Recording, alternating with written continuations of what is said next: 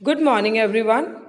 So, in your previous video, we have already done about your Anglo-Mysore War. हमने Mysore war देखा था, हमने टीपू सुल्तान और हैदर अली की डेथ देखी थी, और ये भी देखा था कैसे उनके किंगडम को, उनकी एनेक्सेशंस को कैसे डिवाइड कर दिया गया था बाकी लोगों के बीच.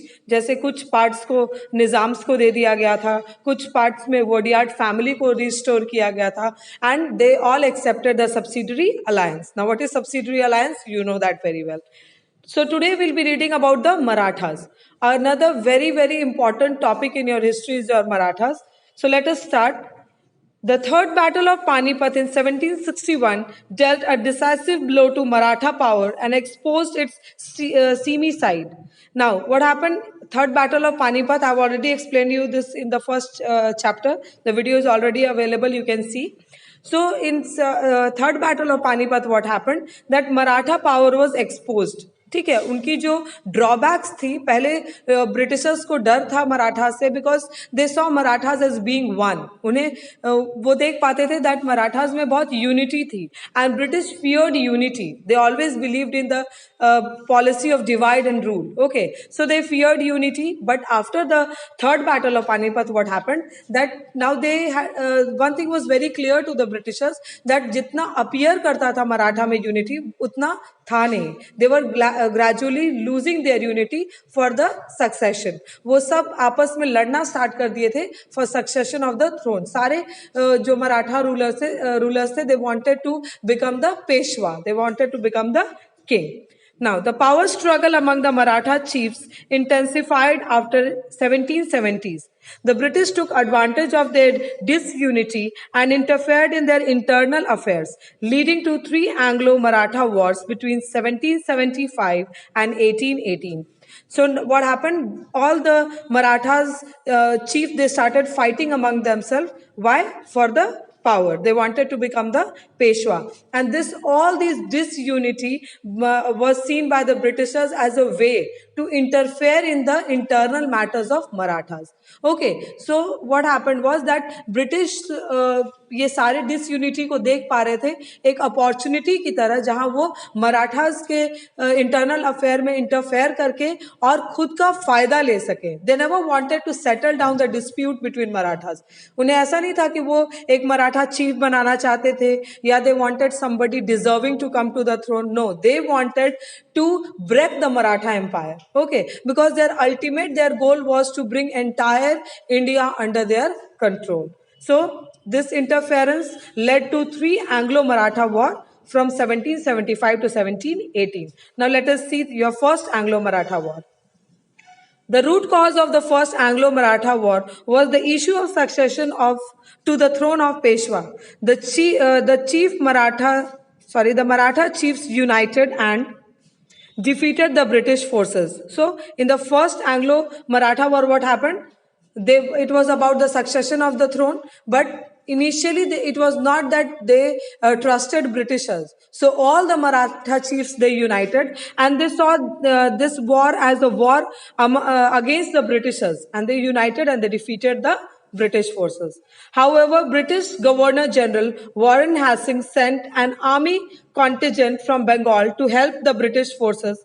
Finally, peace was concluded by the Treaty of Salbai in 1783. The British recognized Madhav Rao II as the Peshwa. So they had got help from the Bengal troop also. Bengal se bhi army आई थी Britishers की help करने. Even then Marathas defeated the Britishers. और peace treaty sign हुई थी, and what was it named? It was called the Treaty of Salbai. Salbai की treaty sign हुई थी 1782 में, and according to which Madhav Rao II was made the Peshwa. Okay. Now next. The refusal to accept subsidiary alliance by Maratha rulers of Shinde and Bhosle's clan led to Second Anglo-Maratha War. Now, what happened was that when Britishers helped Marathas to make a Peshwa, या एक पेशवा को recognize करने में जब Britishers ने help किया था, what they felt was that now Marathas would readily agree to subsidiary alliance. अब वो चाह रहे थे कि सिंस हमने उन्हें हेल्प किया है, you cannot say this as help, they pretended to help. Okay, so what they felt was that now we have helped them and they should readily agree to the subsidiary alliance, which did not happen. ऐसा कुछ नहीं हुआ, and they disagreed to follow the subsidiary alliance, accept the subsidiary alliance, and that led to the second Anglo-Maratha war. However, they were defeated and had to agree to the subsidiary alliance and part with the territory of Ahmednagar and Broch. So they had to accept the subsidiary alliance as a result of the war, as they were defeated, Marathas were defeated, और उनकी दो prominent territory जो थी Ahmednagar and broach, वो अब British control में आ चुकी थी. Now, the third Anglo-Maratha war took place when Peshwa Baji Rao attacked British presidency. In return, the British defeated the Marathas and completely broke their power. The office of Peshwa was abolished and his territory was annexed to the British Empire. So, in the third Anglo-Maratha war, what did it happen? That Peshwa Baji Rao, he attacked the British presidency, British areas, territories को attack किया था, और Britishers ने return में मराठास को defeat ही ना किया, बल्कि पूरे मराठा एम्पायर को डिमोलिश कर दिया, खत्म कर दिया, और उसके बाद जितनी भी टेरिटरीज थी मराठास की, अब वो डायरेक्टली ब्रिटिश कंट्रोल में आ चुकी थी. That means under subsidiary alliance the entire Maratha territory was now under British control. That means अब ब्रिटिशर्स भी मराठास भी बिल्कुल आउट हो चुके थे पावर से. Annexation of Sindh. Now Sindh, if you see, it's no more part of India. कुछ part India में है, कुछ अफगानिस्तान पाकिस्तान में चले गए हैं. Now the British wanted to extend their power over Afghanistan via Sindh. So Sindh was of immense importance to British. Now British what they wanted, वो अब इंडिया में कंट्रोल करते करते they wanted to bring Afghanistan also under their control. और अफगानिस्तान का रास्ता किधर से होके जाता था? सिंध से. So they wanted to have control over Sindh. In 1809, a treaty was concluded with the ruler of Sindh, Amirs. So, who were the ruler of Sindh? Sindh के ruler को आमेर कहा जाता था. Whereby the Amirs promised not to let French pass through their territory. In 1809, a treaty was signed, और उसमें Britishers ने क्या agree कराया था रूलर ऑफ सिंध से? That they would not allow French to enter their territory. अब ये क्यों कर रहे थे? फ्रेंच को एंटर क्यों नहीं करने देना चाह रहे थे? Because again French were one of the very powerful European power. So British always feared French. Britishers को डर था कि अगर फ्रेंच भी अपनी इंटरेस्ट टेरिटोरियल एक्सपेंशन में इंडिया में अगर उनकी इंटरेस्ट हो गई तो वो अच्छा कंपटीशन दे पाएंगे ब्रिटिशर्स को, और may be they will be able to defeat Britishers. So they never wanted French to interfere in the territories of India. But in India French का बहुत क्लियर टारगेट था. They wanted to trade with India, they never wanted territory from India. Okay, most of the places they were not focusing on the territory. By another treaty in 1833, the British promised not to transport arms through Sindh. However, the British violated this treaty in 1839 when during the first Afghan war, they carried their arms forces to Afghanistan via Sindh. So in 1833, another treaty was signed, and in which what Britishers were made to promise that आप अपनी arms जो हैं, अपनी army, अपनी weapons Sindh के through transport नहीं करेंगे. Okay, but this treaty was violated in 1839. इस ट्रीटी को ब्रिटिशर्स ने तोड़ दिया था 1839 में, when they transported their army through Sindh. Okay, next, the British wanted to annex Sindh, so they accused the Amirs of plotting against English. Sindh was annexed by Sir Charles Napier in 1843. Now, British, what they felt was that why should we adhere to what Amir is saying? That means the ruler of Sindh is saying. Rather, why not bring Sindh under direct control of the Britishers? क्यों एक ऐसा system रखे जहाँ पे आमेर से हमें permission लेनी पड़ रही है? Rather, we should take the Sindh under British control. So, what they did was to do this, they accused the Amir of plotting against the English. उन्होंने आमेर को ब्लेम किया दैट जो आमेर हैं, रूलर ऑफ सिंध हैं, वो प्लॉट कर रहे हैं, वो ब्रिटिशर्स के अगेंस्ट, इंग्लिश के अगेंस्ट जा रहे हैं. And on this context sir Charles Napier in 1843 took control of the Sindh. So in 1843, Sindh came directly under the control of the Britishers. Now, annexation of Punjab. The Sikh state of Punjab had expanded under Ranjit Singh. The British forced him to sign the Treaty of Amritsar in 1809, by which Ranjit Singh promised not to expand beyond the east of the river Satluj. Now, what happened in the Treaty of Amritsar? I've already explained you Treaty of Amritsar in the previous video also. According to this, Raja Ranjit Singh was promised not to expand beyond the east of Satluj. That means राजा रंजीत सिंह जो है वो east of Sutlej में अपनी territorial expansion नहीं करेंगे. Okay, he can extend his empire other side, but east side of Sutlej में वो किसी भी कंडीशन पे अपनी आर्मी एक्सटेंशन या अपनी टेरिटोरियल एक्सटेंशन नहीं करेंगे. The death of Ranjit Singh in 1839 was marked by a period of instability. Finally, his youngest son Dalip Singh was placed on the throne, and Queen Mother Rani Jindal was made the regent in 1843. So in 1839, Ranjit Singh lost his life, and after that ये पूरा जो control था पंजाब का वो बहुत शेकन हो गया था, because there was nobody to take control of Punjab as well as it was taken by Ranjit Singh.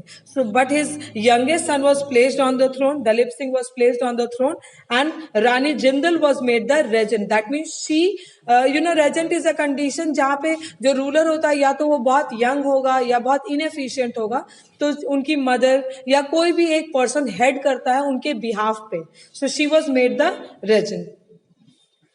The first Anglo-Sikh war broke out as the Sikh army tried to cross the Satluj and occupied Lahore. So Sikh Sikhs they violated the Treaty of Amritsar. उन्होंने treaty violate किया और eastern side में अपनी power extend की, अपनी territory extend की, और उन्होंने जब लाहौर को ऑक्यूपाई कर लिया, then your first Anglo-Sikh war broke out. The British defeated the Sikh and the Treaty of Lahore was signed. It recognized Dalip Singh as the ruler and his mother as the regent. The Sikh had to pay war indemnity and give away parts of their territory to British. Now a war broke out जहाँ पे Britishers ने easily Sikhs को defeat कर दिया, because again I've said you जो ruler था वो बहुत administrative नहीं था. He could not keep a good control. He was not a good military administrator. He could not guide his military. He could not guide his army. So a Treaty of Lahore was signed as a result of the war. As a result of the first Anglo-Sikh war, Treaty of Lahore was signed, in which Dalip Singh was recognized as the ruler and his mother was Rani Jindal was recognized as the regent. But Sikhs had to pay a huge sum of money as a war demise. They were made to pay the you can say penalty of the war. Okay, and certain parts was given to the Britishers. They were forced to give away their territory, some of their territories to Britishers. Shortly afterward, Rani Jindal was accused of anti-British activity and removed from power. This led to revolt of entire Sikh state, due to which then the Governor General of India, Lord Dalhousie, declared war on Sikh. Now what happened? Now one thing they realized, Britishers realized one thing, that Dalip Singh जो थे वो बहुत able administrator नहीं थे, वो बहुत strong नहीं थे. उनकी मदर जो थी रानी Jindal, she was strong. So what they felt was that Rani Jindal should be removed from the position. और उन्हें position से remove करने के लिए what they conspired that she was going against, or she was planning some anti-British activities, और उस ground पे उन्हें हटा दिया गया. And that was one of the reason why all the Sikh community they turned against the Britishers. और एक war declare हुई, गवर्नर जनरल ने एक war declare किया. उस समय governor general was Lord Dalhousie. So he is your Dalhousie. Lord Dalhousie declared a war against the Sikh community. The Sikhs were defeated and the British annexed the state of Punjab in 1849.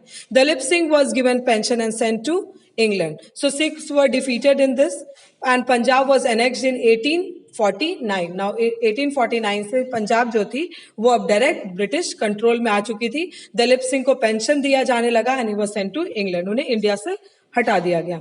Annexation of other state. A part of Sikhism was annexed on the pretext that rulers had ill-treated one of the company servant. So now what they started doing is वो अब reasons ढूंढने लगे थे annexation के लिए. किसी भी foolish reason से like किसी ने financial obligation की वजह से उन्होंने किसी ने tax pay नहीं किया, किसी ने British officials को disobey कर दिया, किसी ने Britishers से company servant से ill treat किया, उस सब context पे annexation start होने लगी. That means वो हर छोटी reasons ढूंढने लगे to bring more states under their control. Annexation of Awadh. In 1856, Lord Dalhousie went on to annex Awadh on pretext of misgovernance in the state. Wajid Ali Shah, the ruler of Awadh, had been a loyal British ally. So Dalhousie became very unpopular because of this act. Now, in 1856, what happened? Lord Dalhousie, he went to Awadh and he said that now I'm going to bring Awadh directly in control of the Britishers because the ruler of Awadh, that is Wajid Ali Shah, जो है वो बहुत अच्छे से control नहीं कर पा रहे हैं अवध को. So now Awadh will come directly under British control. So people of Awadh they turn against Britishers because Wajid Ali Shah was very loyal to the Britishers. So others when they were not loyal, that was people felt that okay, that was okay in fear, और since they were not loyal to Britishers were annexing their empire. But when Wajid Ali Shah was loyal, still Britishers were annexing their empire, his empire. So that became one of the reasons for unpopularity of the Britishers as well as Dalhousie. Now, you have read about the subsidiary alliance. Subsidiary alliance एक ऐसा method था जिसके under में Britishers जो थे वो maximum territories अपने control में लाना चाहते थे, which you have already red. ठीक है, कैसे मैसूर, मराठा की किंगडम, पंजाब, अवध, बहुत सारी जगह ब्रिटिशर्स के कंट्रोल में आई. कुछ जगह जो ब्रिटिशर्स के कंट्रोल में सब्सिडरी अलायंस की वजह से नहीं आ पाई थी, उनके लिए they had introduce a new system. So what was it? It was the doctrine of lapse. Like the policy of subsidiary alliance, the doctrine of lapse was also introduced to expand British territory in India. Now, to expand British territory in India, doctrine of lapse was introduced. A brainchild of hardcore imperialist Lord Dalhousie. So, Lord Dalhousie was somebody who strongly believed in imperialism. वो ऐसा believe करते थे कि that जो strong है वो control करे और जो स्ट्रांग नहीं है वो उसके अंडर में रहे. So he introduce the doctrine of lapse. Now the doctrine of lapse clearly stated that a dependent or subsidiary state would pass into British hands if the ruler died without a natural successor. So what was in the doctrine of lapse? Doctrine of lapse के अंदर में था that if the ruler of a place, अगर किसी भी state का राजा है, अगर उसकी डेथ हो जाती है without a natural successor, that means अपने खुद के सन के नहीं होने, absence of his natural successor, अगर उसका खुद का सन नहीं है, then the state would pass into the hand of the Britishers. That means adopted जो बच्चे हैं उन्हें वो सक्सेसर कंसिडर नहीं कर रहे थे. The right to adopt child was not accepted. So right to adopt child was the king, if the king did not have his own kid, that means natural successor, so the adopted son would not become his successor. और इस condition में in absence of natural successor वो जो state होगी वो directly British control में आ जाएगी. So Satara, Sambalpur, Jhansi and Nagpur were annexed under this policy. So Satara, Sambalpur, Jhansi, again Jhansi, your Rani Jhansi's war complete your Manikarnika, Jhansi of Rani Lakshmi Bai. रानी लक्ष्मीबाई की जो पूरी war थी वो पूरा उनका जो स्ट्रगल था, it was against this policy, your doctrine of lapse. So by this time you have read that by introducing various annexation policies, Britishers ने बहुत सारे पार्ट अपने कंट्रोल में कर लिए थे. Now you will be reading that केवल किसी जगह को कंट्रोल करने या एनेक्स करना नहीं होता है. You need to control, you need to properly manage those places so that in future वो प्लेस आपसे कोई वापस ना छीन ले. बिकॉज ब्रिटिशर्स ने भी किसी से ये मराठा से, हैदर अली से, टीपू सुल्तान से ये प्लेसेस छीने हुए थे. So they also had fear that हो सकता है आज हमने ये प्लेसेस एनेक्स कर लिए, हो सकता है फ्यूचर में they might turn strong and they might take away the places. So for that they started building a very good administration. अब एडमिनिस्ट्रेशन में आप देखिए क्या आप पढ़ेंगे. Structure of administration, civil services, civil service अब आप पढ़ेंगे Indian civil services, your ICS. Okay, अभी भी है ना आपके IS, Indian administrative services. So when was it introduced? That you will be reading. Lord Cornwallis established the Indian Civil Service in 1793, which came to be called the steel frame of Indian administration. He separated the commercial and revenue branches of administration. Promotion were based on seniority. His regulation was called the Cornwallis Code. So Cornwallis code के नाम से एक regulation लाई गई थी, एक changes लाई गई थी, जिसमें कमर्शियल और रेवेन्यू ब्रांचेस जो थे वो सब सेपरेट कर दिए गए थे. That means income and expenditure was separated. Earlier, the directors of company used to appoint young recruits. After 1873, a recruitment was done through a written exam. The Indians were entitled to the subordinate post after 1858. Now, पहले क्या होती थी? पहले जो appointment होती थी new recruits की, नए लोगों की अगर अपॉइंटमेंट होती थी एडमिनिस्ट्रेशन में, तो वो डायरेक्टर ऑफ कंपनी करते थे, डायरेक्टर्स करते थे, कंपनी के हेड्स करते थे. But after 1853 what happened that there was a proper written exam that was taken. ठीक है, एक proper written exams ली जाती थी और उसमें पास होने के बाद ही you could be a part of the administration. The East India Company was set up. The East India College was set up at Hillsborough in England to educate the civil servants about Indian customs, language and norms of government. Now just see the irony. हेल्सबर्ग England में एक college setup किया गया था जहां पे Indians को नहीं ट्रेन किया जाता था, rather Britishers were train how to be a good administrators of India. वहां पे उन्हें इंडिया के कल्चर के बारे में, इंडिया के लैंग्वेज के बारे में, नॉर्म्स के बारे में, कैसे यहाँ पे गवर्न किया जाता है, ये सारा कुछ उन्हें पढ़ाया जाता था इंग्लैंड में. और वहां पे पढ़ने के बाद these people were sent to India to rule the country. Okay. Now army.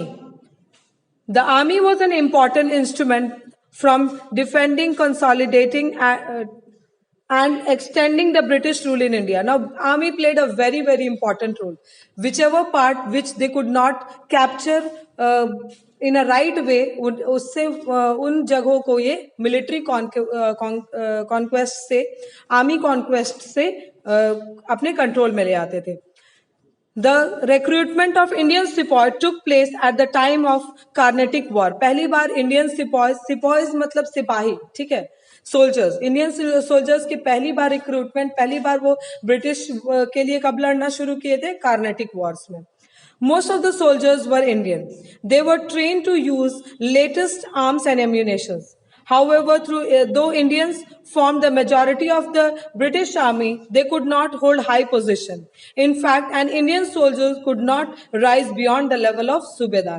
So, you know, in India, what happened was that during the Carnatic war Indian soldiers को बहुत सारे लेटेस्ट टेक्निक, आर्म्स, एम्यूनेशन सब चलाना सिखाया गया था. British army में maximum you can say majority जो थी वो इंडियन सोल्जर्स की थी, but still they were never given high position. उन्हें हाई पोजीशन पे नहीं लाया जाता था. They were always at highest position for them was subedar. Subedar से बियॉन्ड वो नहीं राइज कर पाते थे. Now the police you will be reading. अब आर्मी तो टेरिटोरियल एक्सपेंशन में हेल्प कर रही थी. एवरी डे किसी जगह को ग्राउंड लेवल पे, छोटे लेवल पे रूल करने के लिए या you can say to control, आपको पुलिस की जरूरत होती है. अब आपके शहर में कुछ प्रॉब्लम होगी, आप आर्मी को तो नहीं बुलाएंगे, you will call the police. So what was in the police, that you will be reading. Lord Cornwallis organized a regular police force. Its function was to maintain law and order and assist the district magistrate in carrying out his duty. The districts were organized into thanas under the charge of darogas. Villages and cities had chowkidars and kotwals. The highest posts were reserved for the British. So again, if you see, अभी जो हमारा police structure है वो Britishers के time का ही follow होता है. ठीक है, एक डिस्ट्रिक्ट को बहुत सारे थानास में डिवाइड किया जाता है जो अभी भी है, और हर जो थाना है वो दारोगा के अंडर में रहता है. ओके, दैट मीन्स ईच थाना इज हेडेड बाय अ दारोगा. और विलेज और सिटीज में क्या होता था, चौकीदार्स और कोतवाल्स होते थे. But again as in army, like in army, police force में भी हाईएस्ट पोस्ट किसके लिए रिजर्व थी, ब्रिटिशर्स के लिए. ना सीधा जुडिशियल ऑर्गेनाइजेशन ना अब पुलिस है, आर्मी है, अगर पुलिस ने किसी को पकड़ा क्राइम करते हुए तो अब उसके साथ क्या किया जाए, that was done by the judicial organ. अब जुडिशियरी कैसे ऑर्गेनाइज थी वो पढ़ेंगे. The judicial system in India had no uniform code of law prior to the one introduced by the Britishers. Britishers के इंट्रोडक्शन के पहले इंडिया में कोई यूनिफॉर्म लॉ नहीं थी. ऐसा नहीं था कि एक पनिशमेंट, एक क्राइम हुई है उसकी यही पनिशमेंट होगी. According to the situation, according to the person, according to the level of the crime, the punishment varied. Okay, पहले. बट आफ्टर द ब्रिटिशर्स के इंट्रोडक्शन के बाद अब स्पेसिफाई कर दिया गया था दैट अगर किसी पर्सन ने ये पर्टिकुलर क्राइम किया है तो उसकी ये पनिशमेंट होगी.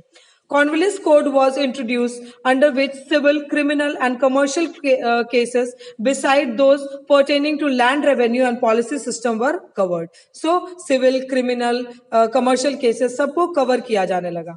Now Warren Hastings and Cornwallis set up a civil and criminal courts at the district level. So at district level हर एक district पे एक civil court और एक criminal court को लाया गया, इंट्रोड्यूस किया गया. The Indian laws were codified in 1833 by the Law Commission. So in 1833 Law Commission ने सारे इंडियन लॉज को कोडिफाई किया, कोड्स दिया. This led to introduction of the concept of rule of law. एक rule of law लाया गया. That means rule of law means that everybody is equal before the law, no discrimination. According to which the law was same for all, irrespective of their position, caste, religion, or economic status. However, only Europeans had special courts and they were treated by the British judges. So all Indians were seen as one according to the rule of law. But again here, Britishers were seen as somebody different. They were again treated at a superior position where they had their own separate court और वहाँ के जज जो थे वो केवल Britishers होते थे. No Indians could be judge any Britishers. The Supreme Court was established in 1774 in Calcutta. So your first Supreme Court कहाँ establish हुई थी? 1774 में कैलकटा में, under the Regulating Act of 1773. A graded system of courts evolved over a period of time to dispense justice. So बहुत सारी और भी जो courts थी, subordinate court, high court, ये सब gradually धीरे धीरे आने लगे. Gradually, high courts were established at Bombay, Calcutta, and Madras. The Indian judges headed subordinate courts. So Indian judges जो थे वो छोटे लेवल के जो courts थे उनमें रहते थे, और higher level के जो courts थे, जो high courts थे, supreme courts थे, वहाँ पे British judges होते थे. Now conclusion. The British had to evolve the Indian administrative structure in order to consolidate their control over India. They established the pillar of Indian administration in the form of civil service, police, army, and the judiciary. The absence of nationalism among the Indians strengthened their hold over India. So these all was ये army में changes ला पाए, ये police को introduce किए, Indian civil services को control कर रहे थे, जुडिशरी ला रहे थे. Gradually they were taking control of entire India, ना ही केवल टेरिटरी बट पॉलिटिकल अफेयर्स में भी सारा कंट्रोल इंडियंस का ब्रिटिशर्स के पास इसलिए चला गया था because we had no nationalism, we never felt for our country. उस समय तक जो जितने भी लोग थे वो अपनी प्रॉफिट अपने बारे में सोचते थे. Okay, they never felt a need, they never felt that India is their country and they should fight for their country. And this, you can say, in a way you can say, absence of nationalism was the main reason why British power became more strong in India. So this was all about this chapter. Your MCQs and question answers, that is in your page number 21 and 22, you can do as homework. Thank you.